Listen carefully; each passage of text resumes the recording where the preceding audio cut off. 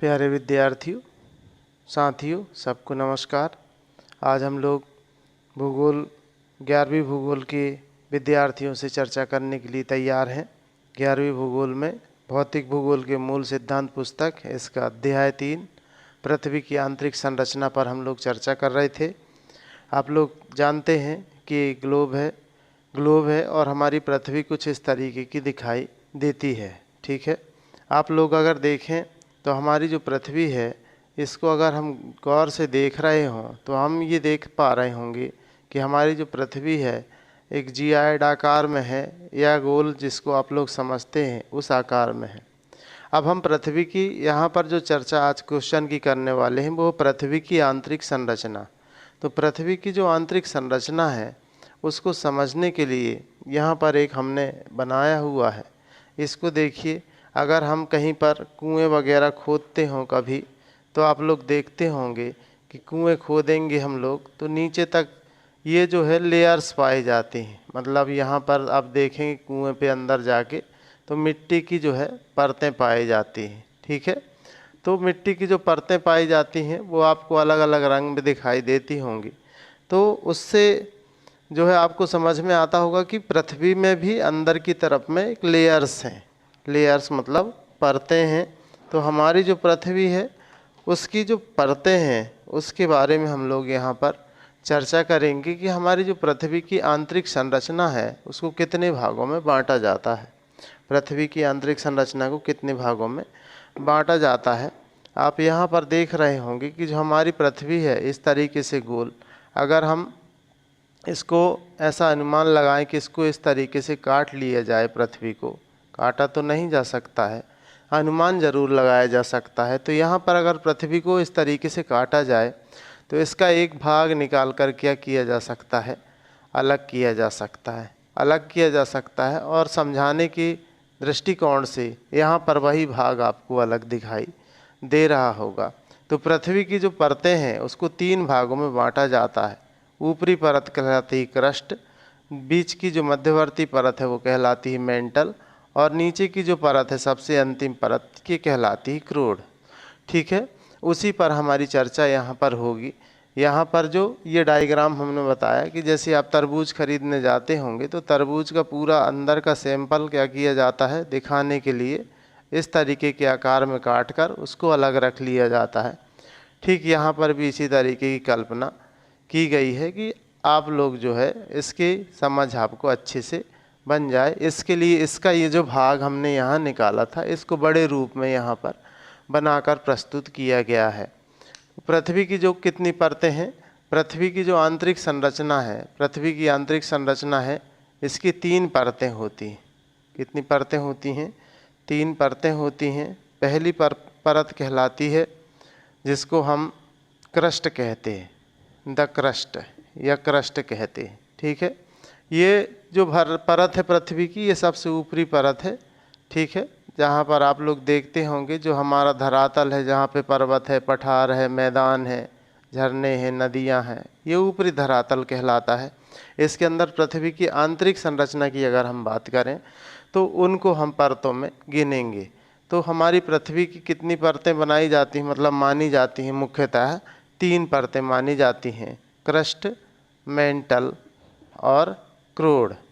Crust, mental और क्रोड हमारी पृथ्वी की 3 आंतरिक परतें हैं। यहाँ पर हमने बनाया भी है। इसके ऊपर का जो हिस्सा है ये धरातल है आप लोगों का, जहाँ पे आप लोग निवास करते हैं। उसके बाद जो पृथ्वी की गहराई है वो 100 किलोमीटर तक की सीमा में जो है ऊपरी परत मानी जाती है, क्रस्ट। फिर दूसरी परत जो दिखाई दे रहा होगी आप लोगों को इस बीच में, ये कहलाती है मेंटल, और तीसरी परत कहलाती है, ये इसके 2 भाग किए गए हैं, तो तीसरी परत है क्रोड कहलाती है। ठीक है, तो जो क्रस्ट है, क्रस्ट क्या है? क्रस्ट कहलाता है, अगर हम तीनों के रासायनिक संगठन की बात करें, सबसे पहले हम देखें रासायनिक संगठन। रासायनिक संगठन की बात करें तो जो क्रस्ट है, क्रस्ट का जो में पदार्थों की जो अधिकता मानी जाती है उसमें सिलिका और एल्यूमिनियम तत्वों की प्रधानता होती है। सिलिका एवं एल्यूमिनियम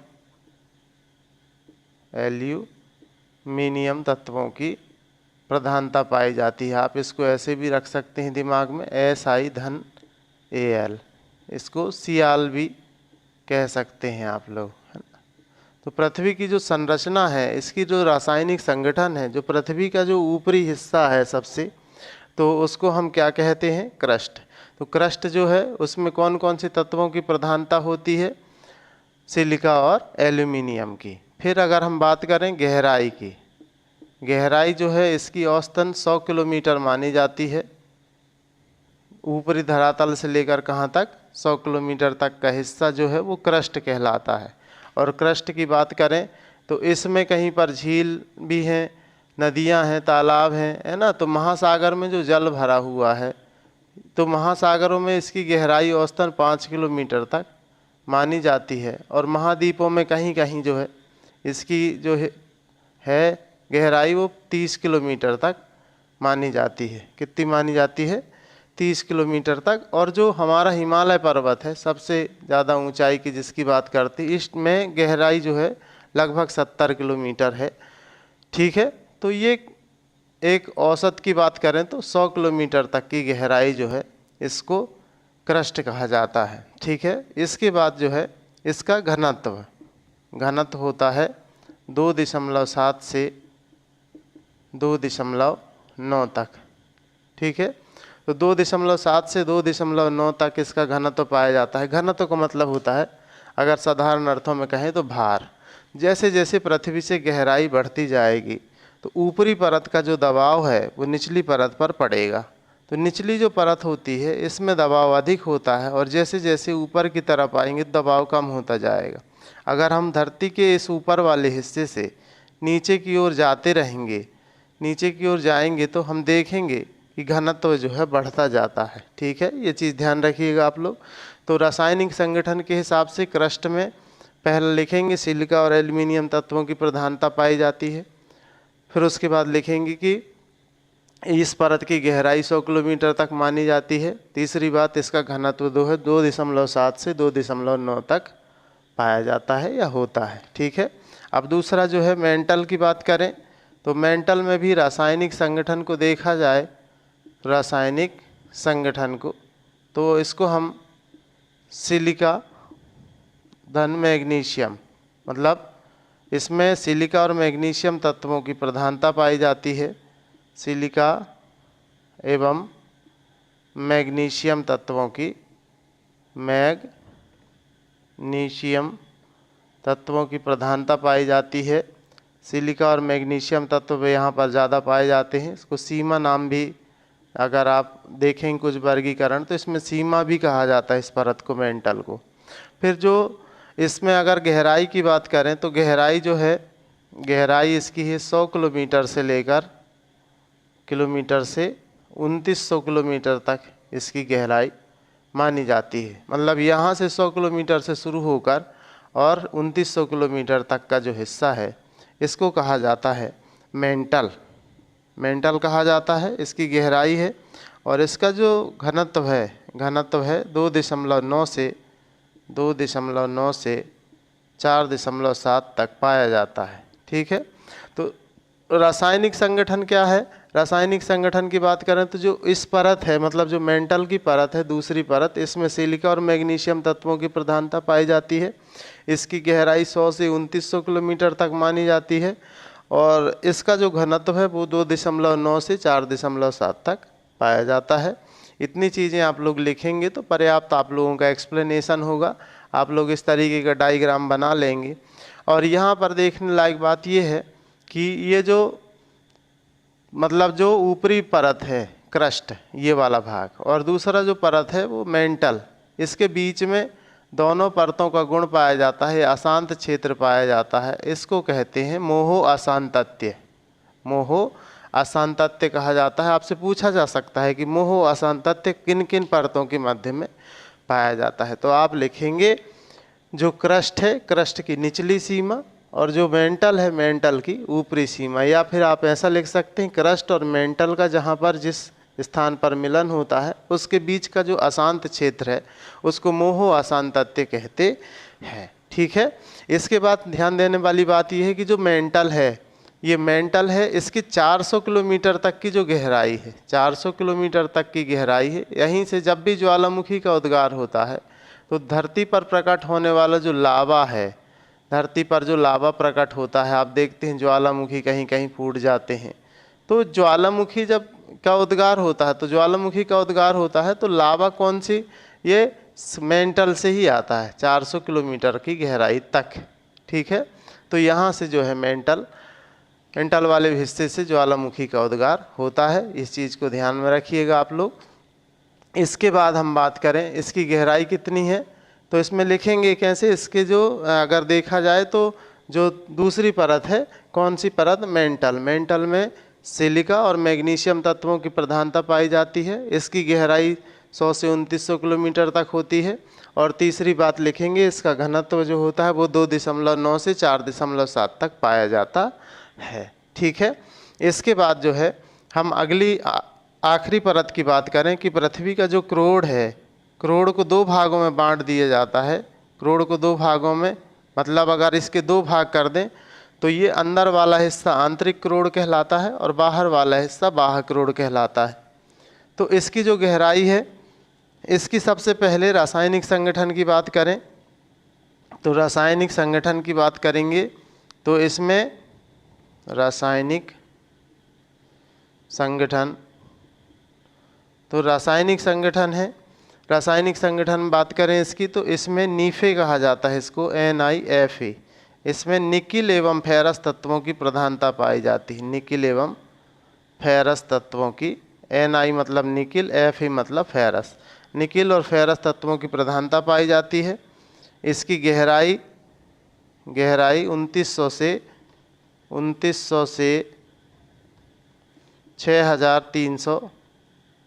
6370 किलोमीटर तक पाई जाती है। आप लोग कहीं देखेंगे तो 6400 किलोमीटर लिखा रहता है, वो राउंड फिगर में लिखा रहता है, सही यही है। तो 6370 किलोमीटर तक इसकी गहराई पाई जाती है। और इसका जो घनत्व है वो होता है, घनत्व 11 होता है। कितना होता है, घनत्व इसका 11 पाया जाता है या होता है। तो रासायनिक संगठन के दृष्टिकोण से देखें तो इसमें कौन सी परत, इसमें निकिल और फेरस तत्वों की प्रधानता होती है। इसकी गहराई 2900 से 6370 किलोमीटर तक पाई जाती है। और तीसरी बात, इसका घनत्व जो है वो कितना है, 11 पाया जाता है। सबसे ज़्यादा घनत्व इसी का पाया जाता है। और पृथ्वी का जो औसत घनत्व है, पृथ्वी का औसत घनत्व 5.5 है। कितना है, 5.5। पृथ्वी का औसत घनत्व, पृथ्वी का औसत घनत्व पाया जाता है 5.5। ठीक है, ये नोट कर लीजिएगा, ये क्वेश्चन भी पूछ लिया जाता है। तो ये सभी चीज़ें हमने 3 परतों के बारे में आपको बताया। अब जो हमारा अंदर बात करें तो यहाँ पर मेंटल और जो क्रोड़ है, तो क्रोड़ का जो बाह्य क्रोड़ है, बाह्य क्रोड़ और मेंटल के बीच में, मतलब ये वाला हिस्सा मेंटल कहलाया, ये वाला हिस्सा बाह्य क्रोड़ कहलाया, बाह्य क्रोड़, और ये आंतरिक क्रोड़ कहलाया। तो मेंटल और क्रोड़ के मध्य में, मतलब मेंटल और बाह्य क्रोड़ के मध्य में एक अशांत क्षेत्र पाया जाता है। अशांत इसलिए क्योंकि 2 परतें एक दूसरे से मिल रही हैं, उनके गुण, उनका स्वभाव अलग अलग है, इसलिए इस क्षेत्र में बीच में अशांत परत पाई जाती है। तो इस अशांत परत को गुटेनबर्ग अशांतत्य कहते हैं, गुटेनबर्ग अशांतत्य कहते हैं। ये कहलाता है, ये कहाँ कहाँ होगी, मेंटल और बाह्य क्रोड़ के मध्य में। ठीक है, और आंतरिक क्रोड़ और बाह्य क्रोड़ के मध्य में भी जो है एक अशांतत्य परत, मतलब एक अशांत पेटी है, जिसको लहमान अशांतत्य कहते हैं। क्या कहा जाता है, लहमान अशांतत्य। अब ये आप लोग समझ गए होंगे, बाह्य क्रोड़ और आंतरिक क्रोड़ के मध्य में कौन सा अशांतत्य है, लहमान अशांतत्य। ये मेंटल और बाह्य क्रोड़ के मध्य में कौन सा अशांतत्य है, गुटेनबर्ग अशांतत्य।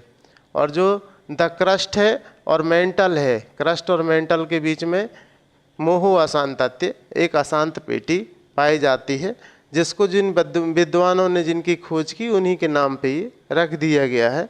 इसीलिए जो है आप लोग इसको समझ गए होंगे। अब यहाँ पर जो हमारा बाह्य क्रोड़ है ये तरल अवस्था में पाया जाता है, और जो आंतरिक क्रोड़ है वो ठोस अवस्था में पाया जाता है। पृथ्वी का जो आंतरिक क्रोड है वो ठोस अवस्था में पाया जाता है और पृथ्वी का जो बाह्य क्रोड है वो तरल अवस्था में पाया जाता है। ये हमारी पृथ्वी की आंतरिक संरचना हुई। बहुत महत्वपूर्ण क्वेश्चन है। 100% तो नहीं कहेंगे, लेकिन 99% चांस होते हैं कि ये क्वेश्चन परीक्षा में पूछा जाता है। आप लोग तैयार कर लेंगे, ठीक है, और बहुत अच्छे तरीके से इसको तैयार कर लेंगे। जब ये क्वेश्चन आए तो ये डायग्राम बनाना है आप लोगों को इस तरीके से, और उसके बारे में लिखने का आप लोगों को हैबिट होना चाहिए। सभी चीज़ें हमने आप लोगों को बता दी हैं, आप लोग तैयार कर लीजिए। बहुत बहुत धन्यवाद आप लोगों को।